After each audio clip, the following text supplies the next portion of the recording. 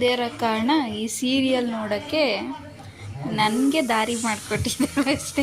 First time ನಮ್ಮ ಮನೆ T ವಿಲಿ ಈ ಸೀರಿಯಲ್ಗಳು ಓಡ್ತಾ ಇರೋದು. ಇಲ್ಲಾಂದರೆ ಫುಲ್ಲು ಕಾರ್ಟೂನ್ಗಳೇ ಓಡ್ತಾ ಇರುತ್ತೆ ನಮ್ಮ ಮನೇಲಿ.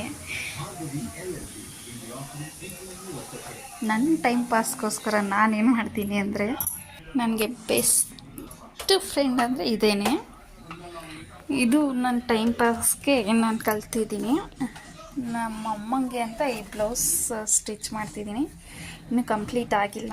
ಕಂಪ್ಲೀಟ್ ಆದಮೇಲೆ ನಮ್ಮಮ್ಮ ಹಾಕೊಂಡ್ಮೇಲೆ ಒಂದು ಸಲ ತೋರಿಸ್ತೀನಿ ನಿಮಗೆ ಹೇಗಿದೆ ಅಂತ. ಸದ್ಯಕ್ಕೆ ನಾನು ಅಡುಗೆ ಮಾಡ್ತಿದ್ದೀನಿ.